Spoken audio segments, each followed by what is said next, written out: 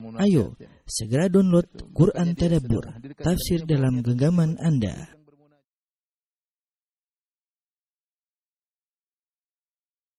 Bismillahirrahmanirrahim. Assalamualaikum warahmatullahi wabarakatuh. Alhamdulillahi ala ihsani wa syukru lahu ala taufiqihi wa amtinani. Wa asyhadu an la ilaha illallah wahdahu la syarika lahu ta'ziman li sya'nih.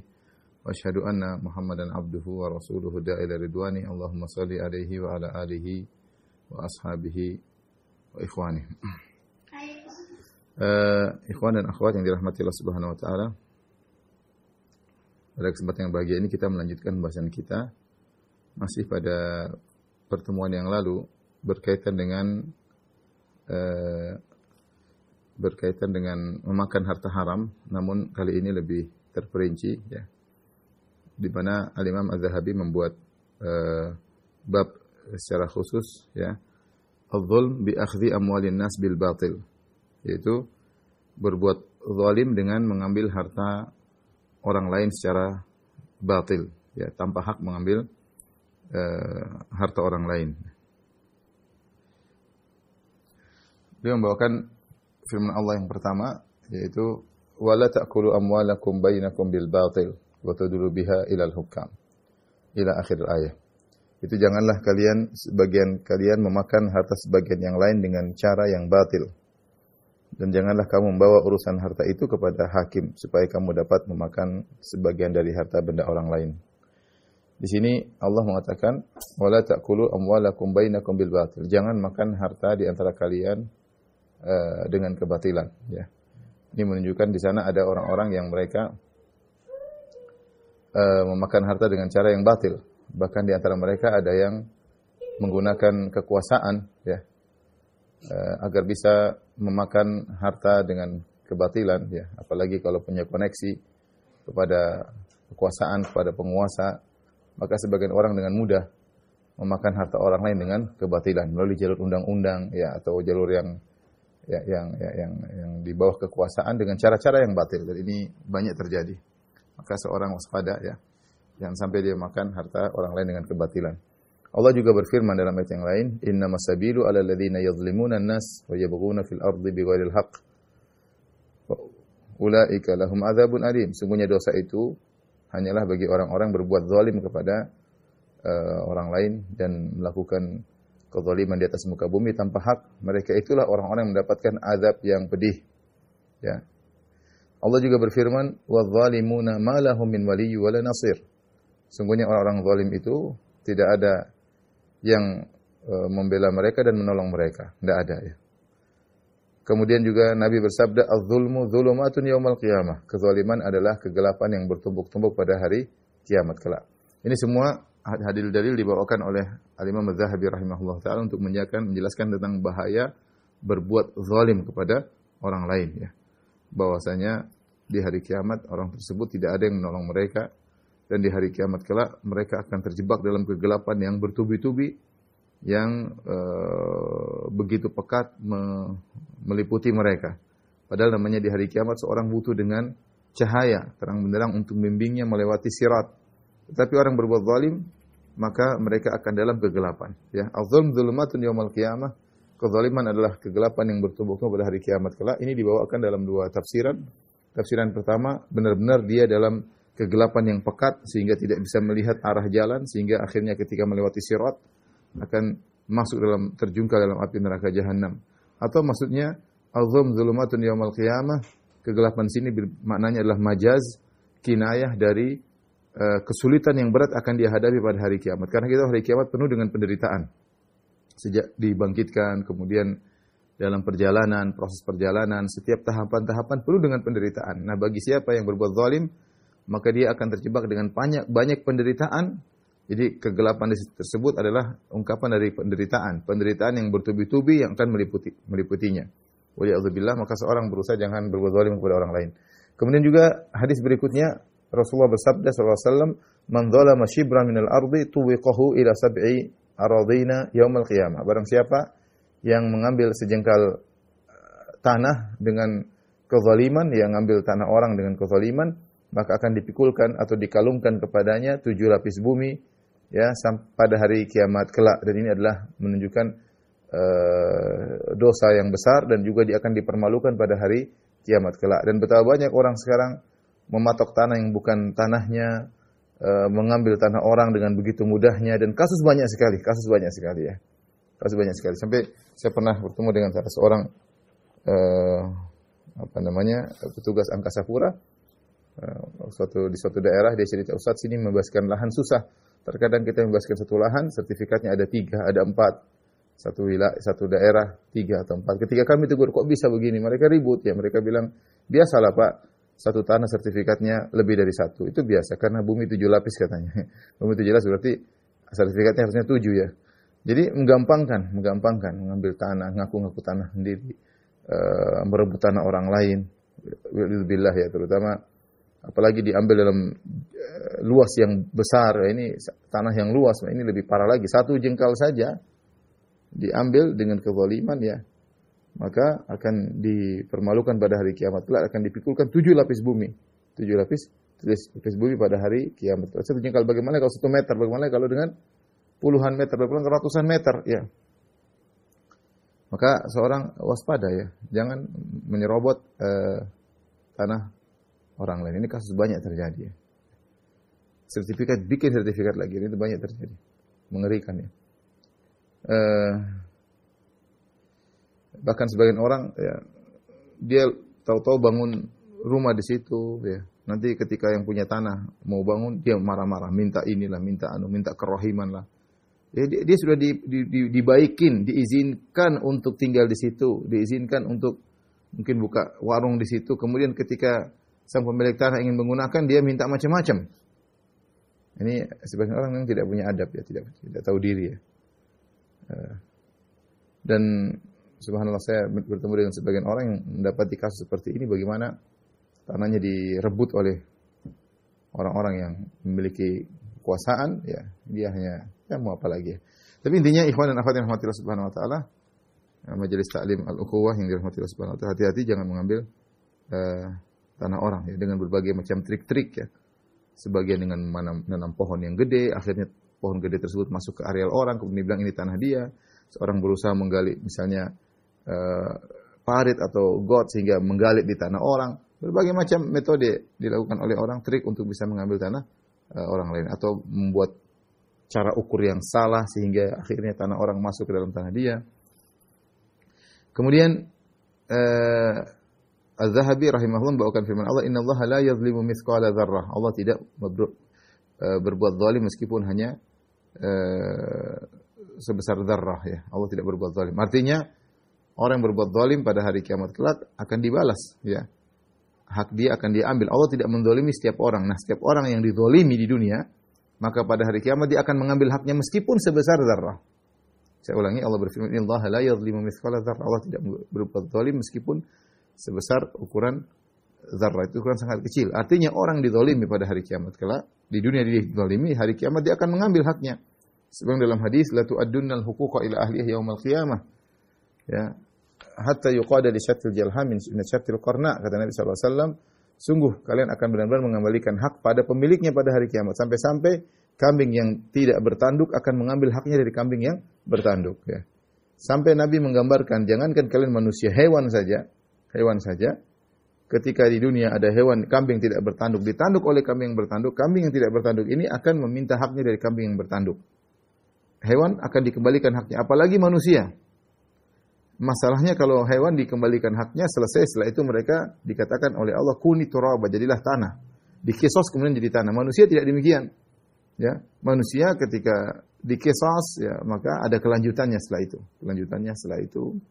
Ada hisab, ada mizan, ada surga, ada neraka, ya, dan seterusnya. Ya. Dan dalam hadis, wa diwanun la yatrukullahu minhu syai'an wa huwa dzulmul ibad. Dan ada catatan yang Allah tidak akan meninggalkannya sama sekali, yaitu berbuat zalim kepada hamba yang lain. Ya. Disebut dalam satu hadis, diwan catatan dosa itu ada 3, ada kezaliman seorang kepada Allah Subhanahu wa taala, kezaliman seorang terhadap dirinya sendiri. Ya, maka itu bisa diampuni oleh Allah Subhanahu wa taala. Kalau kezaliman tersebut buat kesyirikan, maka Allah tidak akan ampuni, dan demikian juga ada kezaliman yang Allah tidak akan biarkan. Itu Allah akan qisas, yaitu kezaliman terhadap orang lain, ya, kezaliman terhadap orang lain. Makanya Sufyan Ats-Tsauri rahimahullah pernah berkata, la antalqallaha bi 70 dzamban fima bainaka wa bainal Allah ahwan min antalqahu bi dzambin wahidin fima bainaka wa bainal ibad. Kau bertemu dengan Allah buat 70 dosa masih lebih ringan daripada kau, yang penting dosamu antara engkau dengan Allah. Masih lebih ringan daripada engkau bertemu dengan Allah dengan bawa satu dosa di mana kau menzalimi orang lain. Di mana kau menzalimi orang lain. Karena kata para ulama, asalnya dosa antara seorang hamba dengan Allah, asalnya Allah Maha Pengampun lagi Maha Penyayang. Itu hukum asal. Ya. Sebaliknya, asalnya kesalahan kita kepada orang lain, asalnya dia nuntut. Asalnya dia akan nuntut pada hari kiamat. Dia tidak maafkan. Hukum asal dia akan nuntut. Kenapa dia nuntut? Karena dia sendiri butuh dengan pahala pada hari kiamat. Dia sendiri takut masuk neraka. Dia sendiri ingin surganya ditinggikan oleh Allah. Dia butuh pahala sebanyak-banyaknya. Nah, kalau ada orang yang bisa dia tuntut, bisa dia ambil pahala-pahalanya, bisa dia store dosanya kepada orang tersebut, dia akan lakukan. Dia akan lakukan. Dan itu tidak peduli kepada siapapun, bahkan kepada orang tuanya, kepada anaknya, kepada istrinya, apalagi kepada orang lain. Makanya di antara tafsiran firman Allah, ya fa idza ja'atis sakhah yauma yafirul mar'u min akhi, ketika ditiupkan sangkakala, seorang akan lari dari saudaranya, wa ummi wa abi, lari dari ayahnya, dari ibunya, wa sahibatihi wa bani, lari dari istrinya, lari dari anak-anaknya. Kenapa mereka lari meninggalkan orang-orang terdekat? Khawatir dituntut. Sebagian salaf mengatakan mereka khawatir dituntut oleh orang-orang terdekat mereka. Makanya hukum asal kalau kita berbuat zalim kepada orang lain, hukum asal orang tersebut akan nuntut. Beda dengan kalau dosa kita dengan Allah. Hukum asal Allah Maha Pengampun. Allah Maha Penyayang. Maka jangan sampai seorang meninggal dalam kondisi berbuat zalim kepada orang lain. Di antaranya zalim dengan makan harta orang lain. Zalim dengan makan harta orang lain. Ya. Karena Allah tidak akan biarkan, Allah akan sidang. Allah akan sidang, ya. Para ulama tegas dalam hal ini, ya, karena Nabi mengatakan inna dima'akum wa amwalakum wa aradakum haramun. Sungguhnya darah kalian haram, tidak boleh tumpahkan. Harta kalian haram, tidak boleh ngambil harta orang lain. Sampai sebagian ulama menyebutkan jika Anda di masjid jangan pakai sendal milik orang untuk wudu. Itu milik orang, hak milik orang. Kalau mau pakai pinjam, jangan asal pakai. Anda berbuat zalim kepada dia menggunakan harta orang untuk wudu misalnya, enggak boleh. Sebagian orang demikian memudahkan, pakai sendal orang basah. Orang yang keluar dari masjid, aduh sendalnya basah. Ya, asal, ya. Baik, di antara dalil yang dibawakan oleh Al-Imam Zahabi tentang bahayanya makan harta orang lain dengan kezaliman, kata Nabi sallallahu alaihi wasallam, matalul ghani zulmun. Matalul ghani zulmun. Orang kaya yang mampu menunda-nunda pembayaran hutang, maka dia telah berbuat kezaliman. Jadi kalau kita punya hutang sama orang dan sudah jatuh tempo, lain halnya kalau belum jatuh tempo enggak ada masalah. Sudah jatuh tempo, sudah waktu harusnya kita bayar dan kita tunda-tunda padahal kita mampu, lalu kita berbuat zalim.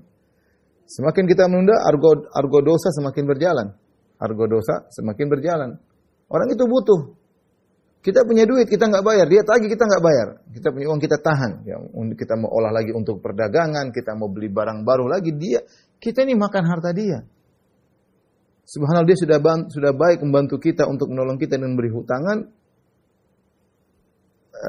Kita balas dengan kezaliman, dengan menunda-nunda membayar hutang padahal kita mampu. Makanya Nabi mengatakan matalul ghani zulmun, orang yang kaya tapi menunda-nunda bayar hutang maka dia berbuat kezaliman, ya. Wa min akbari dzulmi al-yaminul fajira ala haqqin alaihi, ya. Ala haqqin alaihi. Dan di antara kezaliman yang besar adalah sumpah yang fajir, sumpah bohong, ya, ala haqqin alaihi, dengan menafikan hak yang harusnya dia bayar, ya.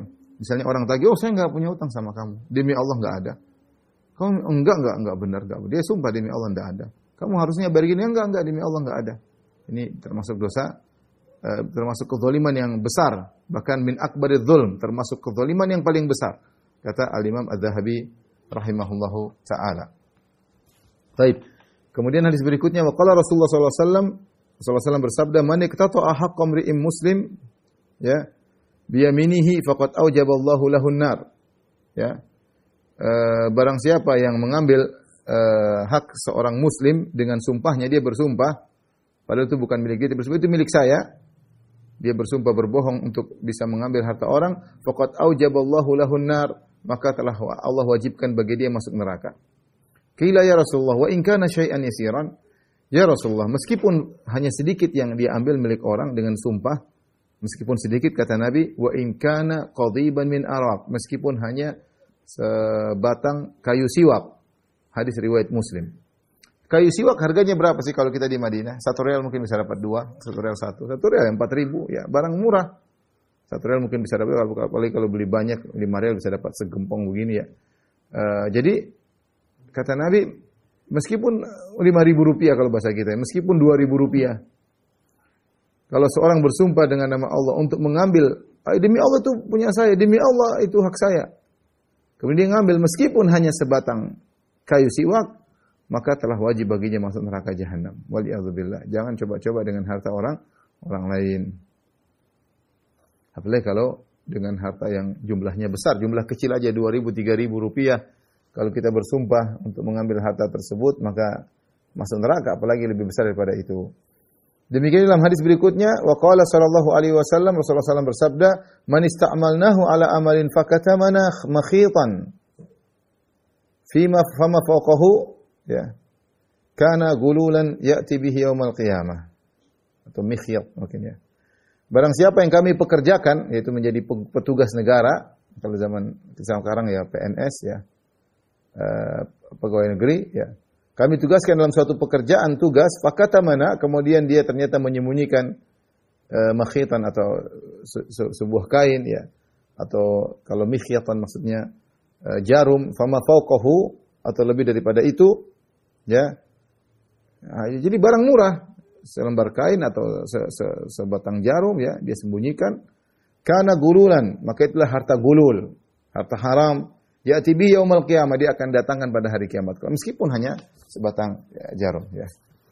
Meskipun hanya sebatang jarum, kalau dia sembunyikan ya. Kenapa? Itu harta negara.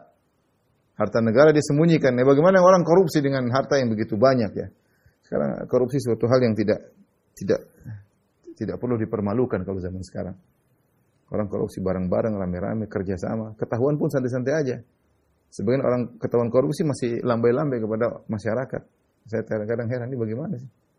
Sekarang maksiat, harusnya orang malu melakukan hal-hal seperti itu. Sekarang orang santai-santai aja. Kenapa? Bisa jadi karena saking banyaknya orang demikian sehingga suatu hal yang biasa. Ketahuan. Santai aja, tidak malu. Nanti kalau sudah selesai hukumannya, tampil lagi, tidak punya malu, seakan-akan sebagian orang seperti itu ya. Ini makan bukan hanya sebatang jarum, dia makan, dia ambil banyak. Dia ambil ratusan juta, miliaran untuk senang-senang, untuk jalan-jalan istrinya, anak-anaknya. Sementara rakyat harus bayar pajak dengan setengah mati dan yang lainnya. Kemudian juga dalam hadis waqala sallallahu alaihi wasallam, Rasulullah bersabda, "Inna syamlata allati ghallaha la tashta'ilu 'alaihi naran." Rasulullah SAW bercerita tentang seorang, ya ini sudah pernah kita sebutkan ya, kita pernah sebutkan ya, tentang seorang yang sebelum dibagikan harta ghanimah dia mengambil syamlah semacam kain, ya, secari kain, dia ambil sebelum waktu pembagian. Berarti ini harta haram, ini harta negara, ya nggak boleh harta negara. Contoh seperti yang dilakukan di banyak model korupsi. Di antaranya misalnya barang-barang sitaan dari misalnya negara menyita barang-barang yang sitaan milik negara, kemudian diambil, kemudian dijual untuk kepentingan pribadi, sama seperti ini. Ya, inna syamla lati ghallaha, sungguhnya secari kain yang diambil tersebut sebelum diizinkan, sebelum pembagian, ya, lihat ya, ini bisa saja dia berhak karena dia berjihad. Ini Rasulullah bercerita tentang orang yang berjihad ya ikhwan, orang yang berjihad. Bukan sedang zina, bukan sedang merampok, bukan sedang mencuri, dia berjihad dan menang, kaum muslimin menang. Dan kita tahu dalam aturan jihad kalau sudah menang, harta ghanimah, harta rampasan perang dikumpulkan. Nanti panglima yang bagi, Nabi SAW bagi. Tapi orang ini ngambil dulu. Dia ngambil sebelum dibagi. Padahal dia berjihad. Dia ngambil sebelum dibagi, maka Rasulullah mengatakan, ya, orang ini kalau tidak salah meninggal dunia, ya, sebagian sahabat memujinya, ini sungguhnya ini orang mati syahid, hani'an lahu, bergembira mati syahid. Kata Nabi, tidak. Inna syamla lati ghallaha, dia telah mengambil secari kain. Secari kain yang dia ambil sebelum dibagi tersebut akan menyalakan api neraka baginya. Waliyadzubillah. Ketika Nabi menyampaikan hal ini, faqama rajulun faja'a bi syirakin kana akhadhahu lam tusibhul maqasim. Maka datanglah salah seorang, dia mengambil syirak. Syirak itu tali sendal. Kita tahu sendal punya dua tali, ya. Kalau sendal zaman dulu ada talinya untuk apa namanya? Pengkait jari, ya. Ada dua syirak, ya. Itu barang murah lah. Bikin sendal mungkin dari kulit, zaman dulu mungkin sendal dari kulit, kemudian ada syiraknya untuk kakinya. Ini dia ambil, waktu itu belum pembagian. Maka ketika Nabi mengatakan, ini orang, baju yang dia ambil, kain yang dia ambil akan menyalakan api baginya. Maka ada sebagian orang yang kemudian mengembalikan syirak, tali sendal. Tali sendal berapa sih? Enggak ada nilainya. Tapi itu bisa menyalakan api. Maka Nabi mengomentari, syirakun minnar. Kata Nabi, tali sendal dari neraka. Subhanallah. Harta negara. Seukuran tali sendal, yang mungkin kita beli sekarang harganya berapa sih tali sendal sih? 5.000, 10.000. Bisa menyalakan api neraka. Apalagi ribanya daripada itu. Silakan bersenang-senang orang mengambil harta negara. Ya. Sungguhnya mereka akan mendapatkan nyala api neraka pada hari kiamat kelak. Kecuali jika mereka bertobat. Dan tobat mereka diterima oleh Allah Subhanahu Wa Taala. Kemudian ada hadis yang lain. Kata Imam Zahabi, wa qala rajulun, ada seorang berkata, ya Rasulullah, wahai Rasulullah, in kutiltu sabiran muhtasiban muqbilan ghairu mudbir, atukaffaru anni khotoyaya? Dia bertanya, ya Rasulullah, jika aku terbunuh dalam medan pertempuran, sabiran, aku bersabar, muhtasiban dalam rangka mencari pahala, sabar mengharapkan pahala, muqbilan ghairu mudbir, aku maju tidak pernah mundur sama sekali. Dia cerita bagaimana kalau saya berperang modelnya seperti itu. Maju, enggak pernah mundur, bersabar, mengharapkan pahala, memang ingin mati syahid. Atukaffaru anni khotoyaya, apakah seluruh dosa-dosaku akan diampuni jika saya meninggal dalam kondisi mati syahid seperti itu? Bukan orang yang bertempur dengan takut-takut, tapi berani maju ke depan, tidak mundur sama sekali, akhirnya mati syahid. Apakah seluruh dosa-dosaku akan diampuni? Kata Nabi SAW, na'am, iya, dosa-dosamu akan diampuni seluruhnya, illa dain, kecuali hutang. Rawahu Muslim, hadis riwayat Muslim. Mengerikan. Imam Nawawi ketika mengomentari hadis ini, dia mengatakan bahwasanya hak-hak manusia, hak-hak orang lain tidak akan digugurkan dengan amal soleh. Saya ulangi, hak orang lain tidak akan digugurkan dengan amal soleh. Di antara hak orang lain adalah hutang. Seorang berhutang, dia tidak bayar, meskipun dia mati syahid, pahalanya tidak bisa menghilangkan tanggungan hutangnya kepada orang lain. Waliyadzubillah. Dan ini menunjukkan betapa beratnya harta berkaitan dengan hak orang lain di akhirat kelak. Sampai kondisi orang mati syahid tidak menjadikan tanggungan hutangnya kepada orang lain gugur. Ya, dia tetap akan ditutup pada hari kiamat kelak. Tetap akan ditutup pada hari kiamat kelak. Kemudian hadis berikutnya, waqala sallallahu alaihi wasallam, Rasulullah SAW bersabda, inna rijalan yatakhawwaduna fi malillahi bighairi haqq falahumun naru yaumal qiyamah. Riwayat Bukhari. Sungguhnya sebagian orang yatakhawwadun mengolah harta Allah bighairi haqq, maksudnya mengolah harta negara. Ya, karena Baitul Mal adalah harta milik negara. Kalau zaman sekarang harta negara. Kata Nabi, ada sekelompok orang yang mereka mengelola harta negara tanpa hak. Falahumun naru yaumal qiyamah, maka bagi mereka neraka pada hari kiamat kelak. Dia enak aja bikin aturan gaji sekian. Harusnya seorang ketika mengelola harta negara dengan pengelolaan yang terbaik untuk kemaslahatan masyarakat. Apalagi sumber harta tersebut dari masyarakat misalnya. Ternyata dia bikin aturan sendiri yang seenaknya, yang menyenangkan dia, menyamankan dia, memfoya-foyakan dirinya. Dia mengelola harta tanpa hak. Atau bikin proyek kemudian ngabisin harta negara, ya, yang untuk dia bisa mengambil keuntungan begitu banyak. Ya. Proyek-proyek tidak ada manfaatnya. Dia mengelola harta negara tanpa hak. Buat inilah, buat anulah. Harta negara buat maksiat misalnya. Ya. Ini semua kata Nabi, falahumun naru yaumal qiyamah. Orang-orang yang mengelola harta negara tidak benar ini, ya. Ini ngelola ya, belum kalau dia ngambil-ngambil ya. Ngelola tidak benar, falahumun naru yaumal qiyamah, bagi mereka neraka pada hari kiamat kelak. Ini semua hadis mengerikan. Jangan sembarang kita menggunakan harta orang lain ya. Di antara cerita menarik yang pernah saya dapati waktu suatu hari saya bersama si Abdul Razak di satu hotel, karena Syekh butuh pena, maka dia ambil pena di sebuah kamar di hotel ada tersedia pena, maka dia ambil. Ketika itu pergi dia bilang, "Firanda, tolong minta izin sama pemilik hotel ya. Saya ambil penanya ya. Ya, mau saya gunakan untuk nulis-nulis." Minta izin ya. Kebetulan yang punya hotel kawan kita juga ya. Ya, silakan. Nah, kelihatannya sepele tapi ini bukan sepele, ini harta, ada nilainya ya. Kalau Nabi tadi mengatakan satu batang korma bisa bikin masuk neraka, apalagi selain itu. Maka sebagian orang menggampang-gampangkan ya. Kalau orang sudah menggampang-gampangkan, mulai daripada itu dia ambil uang orang, dia tidak mengembalikan uang orang, ya dianggap sepele. Ya. Apalagi jumlah besar milik negara, ya mengelolanya ngawur, ya untuk maksiat, untuk hura-hura, untuk hal yang tidak bermanfaat, ya. Untuk proyek dia ambil untungnya, falahumun naru yaumal qiyamah, bagi mereka api neraka pada hari kiamat kelak. Saya ingatkan kepada kawan-kawan yang bekerja jadi pegawai negeri, mengurus harta negara, hati-hati bikin proyek, bikin proposal ya. Hati-hati, itu uang negara, uang kaum muslimin, uang rakyat. Ya, sebagian besar juga dari harta rakyat. Ya, bukan hanya bikin aturan yang menyenangkan dia, membuat gaji sebesar-besarnya buat dia ya. Dia adalah abdi negara, kalau bahasa kita abdi negara, yaitu bekerja untuk maslahatan negara, bukan untuk mengenyangkan dirinya dan keluarganya, untuk menyenangkan dirinya ya. Hati-hati dan waspada ya. Kekuasaan hanya sebentar ya. Setelah itu hisab yang panjang. Fa innahu yaumal qiyamati khizyun wa nadamah.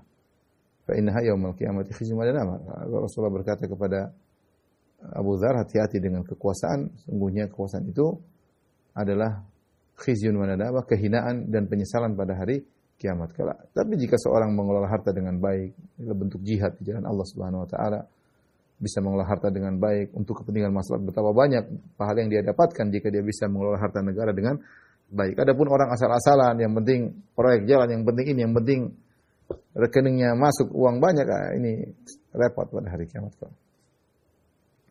Baik, hadis berikutnya, wa an Jabir radhiyallahu anhu, dari Jabir radhiyallahu anhu, anan Nabi sallallahu alaihi wasallam, bahwasanya Rasulullah sallallahu alaihi wasallam qala li Ka'ab bin Ujrah. Rasulullah berkata kepada Ka'ab bin Ujrah, la yadkhulul jannata lahmun nabata min suhtin, an-naru aula bihi. Tidak masuk surga daging yang tumbuh dari harta yang haram. Dia lebih utama untuk masuk neraka. Ya. Saya ulangi kata Nabi sallallahu alaihi wasallam, tidak masuk surga daging yang tumbuh dari harta yang haram. Daging yang tumbuh dari harta yang haram lebih utama untuk masuk neraka.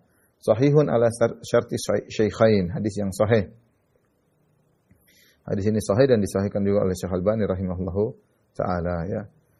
Dan ini ancaman yang keras bagi orang yang dagingnya tumbuh dari harta yang haram.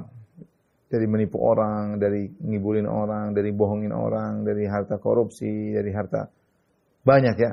Jebol rekening orang lain, ya banyak trik-trik mencari harta haram banyak. Sebagian orang pakar. Ternyata dia makan dan dagingnya tumbuh dari harta haram, itu daging lebih utama untuk dibakar di neraka jahanam dan tidak masuk surga. Wa qala Abdul Wahid bin Zaid an Aslam al-Kufi an Murrah al-Hamadani an Zaid bin Arqam an Abi Bakar an Nabi sallallahu alaihi wasallam, dari Abu Bakar radhiyallahu anhu dari Nabi sallallahu alaihi wasallam, Rasulullah bersabda, la yadkhul jannata jasadun ghudhiya bi haram. Tidak masuk surga jasad yang diberi makanan dari harta yang haram. Namun hadis ini hadis yang dhaif, secara sanad dhaif, tapi maknanya sama dengan hadis yang sebelumnya. Kemudian perhatikan Imam Zahabi di penghujung bab ini dia berkata, wa yadkhulu fi hadzal bab al-makkas. Dan termasuk dalam hal ini adalah pemungut pajak. Juga makan dari harta yang haram. Wa qati'ut tariq. Orang yang makan perampok ya. Yang menghalangi orang di tengah jalan kemudian dirampok hartanya. Wasariq, dan pencuri. Wal battat, al-battat adalah orang yang kurang kerjaan, pengangguran tapi dimanfaatkan oleh sebagian kelompok untuk bikin kacau sana, bikin kacau sini, untuk demo sana, untuk demo sini, untuk kepentingannya, sehingga kemudian dikasih gaji oleh mereka, namanya al-battat ya. Wal kha'in, demikian juga orang yang berkhianat ya, mengkhianati teman bisnisnya, mengkhianati rekan bisnisnya ya.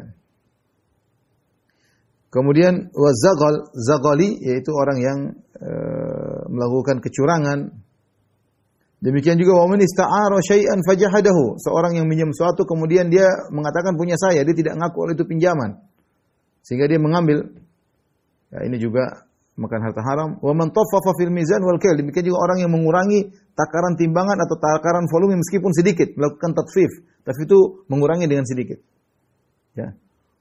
Wa man iltaqata malan falam yu'arrifhu, demikian juga orang menemukan barang di jalan kemudian dia tidak umumkan, dia ambil sendiri. Ini juga makan harta haram.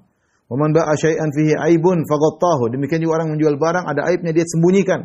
Ini juga makan harta haram. Wal muqamir, orang melakukan judi juga makan harta haram. Wa mukhbirul mushtari bizzaid, ya, atau yang orang yang mengabarkan kepada pembeli ya dengan modal saya banyak, modal saya padahal modalnya tidak segitu, dia bohong. Oh, ini modal saya sekian padahal enggak segitu. Oh, saya modalnya 20.000 padahal cuma 10.000 misalnya. Ini bohong. Baik, kita ulangi lagi kata beliau, wa idkhul fi hadzal bab, maksud dalam memakan harta haram adalah al-makkas. Al-makkas maksudnya petugas penarik pajak, ya. Yang haram jelas adalah petugas penarik pajak tanpa ada pelayanan timbal balik. Ini jelas hukumnya haram, seperti kalau orang lewat satu jalan kemudian dipalak, ya, ini contoh dipalak, ya, atau tahu-tahu ngambilin harta rakyat atau masyarakat atau orang lewat tanpa ada timbal balik sama sekali. Ini jelas hukumnya haram. Ya. Adapun jika pajak dilakukan oleh negara, misalnya sebenarnya dilakukan oleh di zaman sekarang, ya, di hampir di banyak negara, maka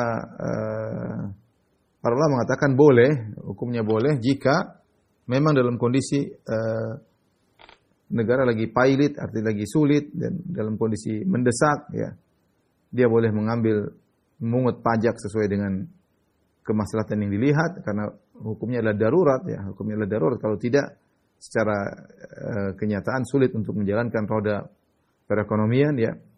Yang pertama dengan syarat memang lagi dibutuhkan, bukan hanya sekedar mungut-mungut tanpa ada kebutuhan. Dan yang kedua, pengelolaannya harus benar. Pengelolaannya harus benar, karena itu mengambil uang rakyat, ya, mengambil uang rakyat. Jika ternyata kebutuhan sudah terpenuhi, maka tidak boleh lagi memungut pajak, ya. Wallahu a'lam bishawab, ya. Adapun orang memungut pajak kemudian dengan aturan yang benar-benar pajak yang menikam, yang tidak mampu dilakukan oleh yang real, seorang bekerja akhirnya kalau dia berpajak usahanya jadi hancur, misalnya peraturan ngawur dilakukan, maka ini tidak diperbolehkan. Ini namanya menzalimi. Ya, orang ditarik pajak, ya, tetapi yang logis, yang dia bisa bayar pajak dan usahanya juga bisa jalan, ya. Usahanya juga bisa jalan, ya. Sebagian orang mengut pajak dengan cara yang tidak benar. Adapun kalau ternyata peraturan tersebut sudah benar, maka rakyat harusnya berusaha untuk membantu negara dengan bayar pajak sesuai dengan aturan yang benar jika benar dan pengelolaannya benar. Adapun membuat peraturan yang menekan masyarakat yang tidak logis, yang justru menjadikan usaha mereka akhirnya hancur lebur, maka ini adalah kezaliman yang nyata. Wa qati'ut thariq, perampok, ya.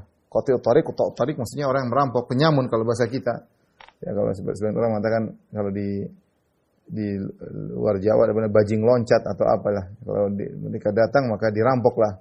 Mobil dirampok, ya. Bis dirampok, dan ini dosanya dosa besar, makan harta orang lain, ya. Bahkan sebagian mereka sampai membunuh, dan ini lebih mengerikan lagi. Keberadaan mereka saja sebelum merampok buat orang takut sudah bikin dosa. Bayangkan orang mau lewat sudah ketakutan. 10 kilo belum sampai tempat situ sudah ketakutan. Semakin mendekat semakin takut, sudah dosa tersendiri. Orang takut lewat dia. Apalagi kemudian benar-benar dirampok. Maka ini termasuk makan harta haram yang dilarang dalam syariat. Kemudian sarik pencuri akan datang pembahasannya setelah ini. Wal battat tadi sudah saya sebutkan, al battat adalah orang yang tidak punya pengangguran, ya. Pengangguran, tapi kapan dibutuhkan suatu instansi, kapan dibutuhkan suatu kantor, kapan dibutuhkan seorang untuk bikin kacau di sana, bikin kacau di sini, untuk demo di sana, demo di sini, untuk bikin rame rusuh sana, rusuh sini, dia siap aja. Pokoknya dia sejumlah orang yang memang, ya, mungkin para preman semisal itulah, atau orang yang nggak ada kerjaan, ya, disewa untuk nakut-nakuti lah, disewa untuk inilah, untuk bikin opini lah, dan macam-macamnya. Maka ini juga makan harta haram, makan harta haram. Kemudian wal kha'in, pengkhianat, dan ini banyak ya. Bahkan sebagian orang tidak tahu adab dalam bekerja sama ya. Kita kerja sama dalam perdagangan ada adab. Ya, ada aturan. Sebagian berkhianat, membongkar rahasia perusahaan misalnya, atau menjalin hubungan dengan pihak ketiga tanpa persetujuan pihak kedua misalnya, padahal mereka sudah punya aturan. Dan dalam Islam al-muslimuna ala syurutihim. Kaum muslimin harus menjalankan persyaratan yang mereka sepakati. Kalau sudah berikan sepakat, maka tidak boleh dilanggar ya. Tidak boleh dilanggar sesuai dengan yang mereka sepakati. Tapi sebagian orang berkhianat ya. Dan itu banyak orang yang ketika dia melihat peluang dapat keuntungan banyak, dia berkhianat kepada rekan bisnisnya. Ya, ini tidak diperbolehkan ya, tidak diperbolehkan ya. Kalau dia mau ya misalnya dia jangan melanggar kesepakatan ya. Jangan melanggar kesepakatan. Kemudian tadi az-zaghali yaitu orang yang ghish, yang curang dalam menjual, curang dalam membeli, curang dalam kerjasama, dan banyak jalan-jalan kecurangan banyak. Sehingga dia mendapatkan harta yang haram. Demikian juga orang yang meminjam sesuatu, kemudian dia ngaku ini milik saya. Ya, ini milik saya kok. Dia sudah pinjam sudah lama, ketika mau diminta, enggak ini milik saya. Ngaku milik dia, ini sama. Memakan harta haram. Dan man taffafa fil wazn wal kil, orang yang mengurangi takaran. Ya, takaran atau volume beras harusnya 10 kilo, dia kasih 9,9 kilo. 1 ons dia buang. Tidak kelihatan, tatfif itu sesuatu yang sedikit. Allah berfirman, wailul lil mutaffifin. Celaka bagi orang yang melakukan tatfif. Tatfif itu bukan mengurangi banyak-banyak, hanya mengurangi sedikit doang. Sehingga tidak terasa, orang yang melihat tidak terasa. Tapi ini dosa besar. Demikian timbangan ya. Volume harusnya misalnya 5 liter jadinya 4,9 liter misalnya. Dikurangi 0,1 liter misalnya. Orang tidak tahu ya. Sedikit orang tidak tahu. Tetapi ternyata dia sengaja ya. Dibikin ukuran yang memang dikurangi. Tulisnya tetap 5 liter, ternyata isinya 4,9 liter misalnya. Jadi dia makan harta haram 0,1 liter. Timbangan maupun volume. Ya. Dan ini meskipun sedikit maka haram. Ya. Makanya waspada orang-orang yang kerja misalnya jualan bensin, jualan solar. Hati-hati ya. Jangan sampai kemudian mengurangi volume dari bahan bakar tersebut, waspada, jangan sampai mengurangi volume bahan bakar tersebut ya. Sama seperti misalnya sebagian orang yang menjual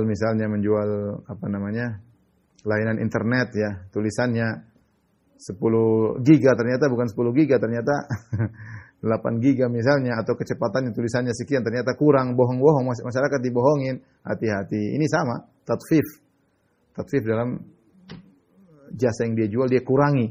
Ya, dikurangi, masyarakat dibohongi misalnya, hati-hati. Ya. Kemudian man iltaqata malan falam yu'arifhu. Ya, sama seperti seorang yang mendapatkan harta, harusnya kalau dapat harta barang jatuh, barang temuan, harusnya kalau nilainya besar harusnya dia umumkan. Dia umumkan ya, ada aturannya. Ternyata tidak diumumkan, kemudian dia pakai, dia gunakan, maka ini juga menggunakan harta haram. Barang siapa yang menjual suatu barang yang ada aibnya, dan ini berat bagi orang para penjual. Banyak penjual tuh pengen untung banyak, pikirannya untungnya yang penting bagaimana bisa banyak. Sehingga aibnya dia sembunyikan. Kalaupun ada aibnya 10, cuma kabarkan 5-nya dia sembunyikan. Enggak boleh. Ya, kata Nabi SAW, wa in kadzaba wa katama muhiqat barakatu bai'ihima. Kalau mereka ternyata berbohong dan menyembunyikan aib barang, maka akan dihilangkan keberkahan transaksi mereka. Sebenarnya orang yang punya harta banyak kelihatannya akan bahagia, kelihatannya sukses. Tidak. Yang penting adalah keberkahan. Bisa jadi seorang memiliki harta banyak tapi tidak berkah. Justru semakin menjerumuskan dalam neraka jahanam. Maka seorang melatih diri. Dan ini memang kalau orang jual barang, potensi dia untuk menyembunyikan itu besar. Maka dia latih diri. Pokoknya cuek aja lah. Iya, barang saya segini, ada aibnya begini, ada. Dia usahakan, memang berat tapi dia harus tawakal. Ini harganya berapa enggak urusan. Pokoknya insya Allah berkah. Ya, jual barang, jual mobil, ternyata aibnya 1, 2, aibnya ada 10. Sebutin semuanya.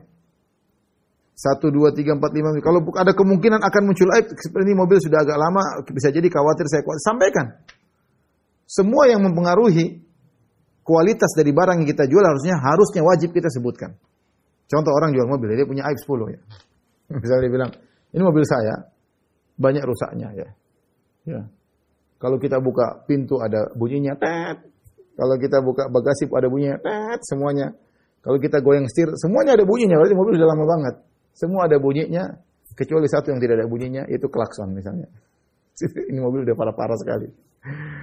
Ya sebutin aja semua aibnya orang penjual, yang penting tahu, pembeli tahu ya. Tinggal dia jual berapa nilainya ya terserah lah. Itu urusan rezeki, urusan Allah Subhanahu wa taala. Tapi manusia suka menyembunyikan aib ya. Sama kita mau jual mobil, mau jual rumah, sebutin, mau jual sepeda, mau jual, sebutin. Bahkan bukan cuma aib yang ada, bahkan aib yang kemungkinan akan muncul kalau bisa jelas kita jelaskan. Jangan sampai kita bohong, ini misalnya ini mobil, kita tahu sebentar lagi ada rodanya bakalan pecah atau apa, kita diam-diam aja. Nggak boleh, kita kasih tahu, ini mobil, bannya ini masih oke, tapi sebulan lagi harus diganti misalnya. Kasih tahu, sehingga orang yang membeli benar-benar tahu kualitas mobil. Lain halnya kalau kita jual sama tukang bengkel yang dia ngerti semua. Kita bisa tahu aib 10, dia bisa tahu aib 20. Dia lebih tahu aib daripada kita. Ya nggak urusan. Tapi kalau orang awam beli tidak ngerti tentang mobil, ya kita harus jelasin. Kita jelasin yang kita tahu tentang aib mobil ini. Nah, setelah itu serahkan kepada Allah. Tawakal. Mau dia tawar berapa, ya kita tinggal bismillah aja ya. Jangan kita sembunyikan. Benar-benar kalau kita sembunyikan, kita makan harta haram. Kita makan harta haram. Di antaranya judi wal muqamir dan muqamarah, banyak sekarang judi-judi, orang bikin judi dengan untuk melariskan barang, judi dalam jualan, judi dalam macam-macam banyak ya. Di supermarket lah, di mana lah penjualan ini, penjualan anu, pasang hadiah-hadiah yang bagian daripada judi ya. Kemudian mukhbirul mushtari bizaid, yang mengabarkan kepada penjual dengan penjual yang mengabarkan kepada pembeli dengan harta dengan modal yang lebih. Contohnya dia mengatakan, ini modal saya demi Allah ya adalah 20.000, padahal modalnya 15.000. Dia bilang ini 20.000 ya. Saya cuma untung sedikit, cuma untung 2.000 doang. Padahal untungnya 7.000. Ya, modal 15 dijual 22 ya. Orang yang pembeli terpedaya. Ini namanya dia makan 5.000 dari pembeli dengan harta haram ya. Tapi di antara praktek-praktek harta haram yang tersebar di masyarakatnya, di antaranya ikhwan dan akhwat yang rahmatillah subhanahu wa ta'ala ya. Di antaranya meminjam uang dengan niat untuk tidak mengembalikan. Meminjam uang dengan niat tidak untuk mengembalikan. Sebenarnya orang sengaja pinjam duit, ya ternyata dia sudah niat untuk tidak mengembalikan. Maka ini adalah makan harta haram ya. Ya. Kemudian juga misalnya sengaja untuk menyewa pekerja dengan niat untuk tidak menunaikan gajinya ya secara utuh, sengaja. Dengan ini juga tidak diperbolehkan. Contohnya makan harta haram adalah bekerja tidak sesuai dengan jam kerja. Ya, harusnya jam kerja sehari 8 jam, dia kerja cuma 6 jam. Kemudian dia menerima gaji penuh. Ini namanya dia makan harta haram. 20% dari gajinya haram. Harusnya 8 jam per hari, dia cuma 6 jam, berarti ada 20%, 25%. Seperempat, 25% haram. Ya, maka harusnya kalau dia terima gaji, 20% dia kembalikan harusnya. Karena dia kerja cuma 75% dari waktu yang disepakati. Ini banyak orang-orang kerja di perusahaan, di instansi pemerintah, kemudian dia disebut dengan mencuri waktu. Ya, dia datang terlambat, pulang paling cepat. Waspada. Ya, ini adalah makan dari harta yang haram. Ya.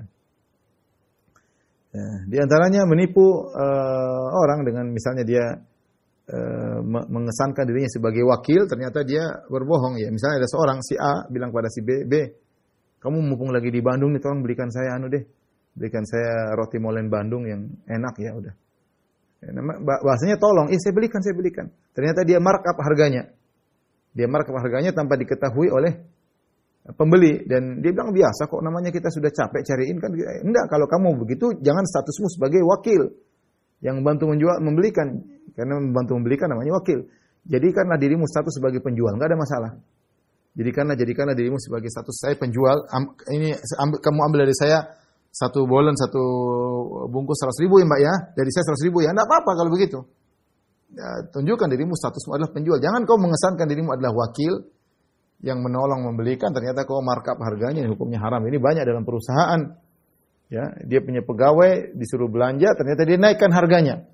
Kenapa? Dia alasan saya dapat lebih murah kok, ini harga sudah normal, tapi dia ngambil untung, ini nggak boleh. Perusahaan tidak curiga karena memang dia dapat harga normal. Misalnya harga normal 10.000, tapi dia dengan usaha dia bisa dapat 8.000, 2.000 dia kantongin, nggak boleh. Ini namanya hukumnya haram. Ya. Sama seperti kalau dia sudah dia wakil dari perusahaan, kemudian dia cari barang, dia tawar-tawar, kemudian dapat upah dari orang tersebut,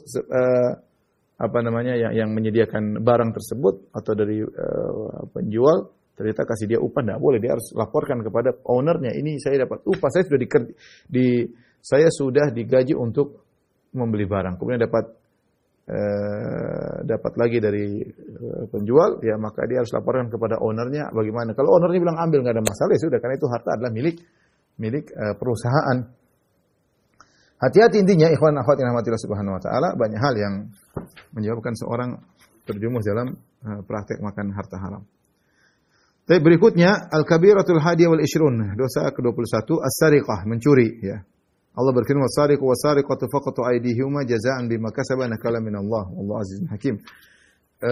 Pencuri laki-laki, pencuri wanita, potonglah kedua tangan mereka sebagai balasan atas apa yang mereka kerjakan sebagai hukuman dari Allah Subhanahu wa taala. Sungguhnya Allah Maha perkasa dan Maha bijak, ya.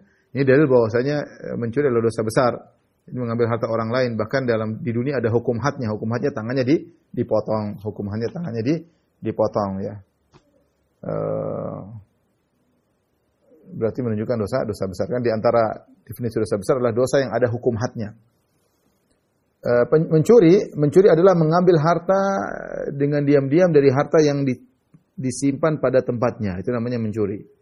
Misalnya seorang membongkar berangkas, itu namanya mencuri. Tapi kalau ada barang ketinggalan di tempat umum, kemudian diambil, itu bukan namanya mencuri. Secara syariat namanya bukan mencuri, ya. Mencuri itu adalah mengambil barang yang sudah disimpan pada tempatnya, kemudian dia rusak tempatnya tersebut, dia ambil, yaitu namanya mencuri. Wa qala Nabi sallallahu alaihi wasallam, la'ana Allahu sariqa yasriqul habla fatuqta'u yaduhu. Allah melaknat pencuri, dia mencuri al-habl. Al-habl yang ada yang menafsirkan maksudnya adalah semacam besi yang dipakai dalam baju perang, ya. Mungkin bulatan-bulatan, baydul hadid, semacam bulatan-bulatan besi yang digunakan baju perang, dia curi. Fatuqta'u yaduhu, maka kemudian tangannya dipenggal gara-gara mencuri. Dilaknat oleh Allah orang seperti ini. Rasulullah SAW bersabda, "Lau anna Fatimah binta Muhammadin saraqat laqata'tu yadaha." Seandainya Fatimah binti Muhammad mencuri, aku akan potong tangannya. Nabi tegas, ya. Seandainya Fatimah mencuri, aku akan potong tangannya, ya. Nabi mengucapkan hal ini ketika ada sebagian orang Quraisy dari wanita Makhzumiyah yang mencuri, sehingga sebagian orang minta kepada Usamah agar minta kepada Nabi memberi keringanan. Kenapa ini orang berasal dari nasab yang tinggi, ya, dari Bani Makhzum, dia mencuri, jangan sampai dipotong tangannya. Bisakah Nabi kasih keringanan? Wahai Usamah, mintalah syafaat kepada Nabi. Maka Nabi marah. Dia mengatakan, jangankan orang lain, putriku kalau mencuri aku akan potong tangannya. Artinya Nabi kalau menegakkan hukum had berlaku pada semuanya, tidak pandang bulu, ya. Tidak seperti sebagian orang hanya menegakkan hukum had bagi orang-orang susah, orang-orang rendahan, tapi begitu yang melakukan kesalahan adalah orang-orang hebat, orang besar, orang memiliki kekuasaan, maka dimaafkan. Demikian juga dalam hadis kata Rasulullah SAW, la yazni zani hina yazni wa huwa mu'min. Tidaklah seorang pezina ketika sedang berzina dalam kondisi mukmin. Wa la yasriqu sariqu as-sariqu hina yasriqu wa huwa mu'min. Dan tidaklah seorang pencuri ketika sedang mencuri dalam kondisi beriman. Walakin at-taubatu ma'rudatun ba'd. Akan tapi pintu taubat masih terbuka. Jadi di sini Nabi mengatakan wala yasriqus sariq hina yasriqu huwa mu'min. Tidaklah seorang mencuri ketika mencuri dalam kondisi beriman. Artinya ini dosa besar. Sampai-sampai seakan-akan imannya dinafikan oleh Nabi ketika dia sedang mencuri. Ya. Makanya ikhwan dan akhwat yang dirahmati Allah Subhanahu wa taala, kita kalau diberi kemudahan rezeki dari Allah, jangan ragu-ragu kita memberi bantuan kepada orang-orang susah, pada fakir miskin. Ini mengurangi tingkat kriminal, pencurian dan yang lainnya. Ketika harta orang kaya disalurkan sebagaimana mestinya, melalui zakat kayak melalui apa, sedekah. Ya, karena orang namanya kalau ada orang mencuri terpaksa, bagaimana lagi? Dia lapar, dia harus ini, harus ini, terpaksa mencuri. Ketika dia sudah mencuri sekali dua kali, akhirnya dia terbiasa menjadilah profesi. Jadi profesi. Ya. Di antara hal yang membuat kita bisa mengurangi pencuri dengan membantu orang, ya. Saya masih ingat ketika di Masjidil Haram pun ada orang minta-minta, ya. Sebenarnya orang mencaci maki, minta-minta. Ada seorang kemudian nasihat dia mengatakan, dia tahu kalau dia minta ada yang kasih. Lebih baik daripada dia mencuri. Lebih baik daripada dia mencuri, ya. Allah alam bisawab, ya. Taib, kemudian hadis berikutnya wa an Mansur an Hilal bin Yasaf atau Yisaf an Salimah bin Qais qala qala Rasulullah sallam ala innama hunna arba'un alla tusyriku billahi syai'an. Ketahuilah itu hanyalah 4 perkara yang dilarang ya, yang penting. Jangan kalian berbuat syirik sama sekali yang pertama. Yang kedua, wala taqtulun nafsa allati haramallahu illa bil haq. Jangan kalian bunuh orang kecuali dengan haknya. Yang ketiga, wala taznu, dan jangan berzina, wala tasriku, dan jangan mencuri, Kemudian di penghujung pembahasan mencuri, Imam Zahabi berkata, wala tanfa'u sariqu taubatuhu illa bi an yarudda ma saraqahu fa in kana muflisan tahallala min sahibil mal. Kata dia tidak bermanfaat jika seorang pencuri bertobat tetapi dia tidak mengembalikan harta yang dia curi. Tidak boleh. Kalau bertobat harus mengembalikan harta tersebut kepada pemiliknya. Kalau ternyata ketika dia bertobat dia sudah tidak punya duit, lagi, maka yang dilakukan adalah minta dihalalkan. Dia ketemu minta dihalalkan. Seandainya seorang mencuri barang orang lain atau dia sadar ternyata dia pernah ngibulin barang orang dulu, intinya dia memiliki harta orang lain dengan harta haram. Kalau dia kembalikan dia malu, saya dulu pernah ngambil barangmu. Dia malu, maka dia boleh menggunakan orang ketiga. Dia bilang, ini tolong antarkan kepada si fulan, ini dulu harta dia, tapi enggak usah bilang dari saya ya.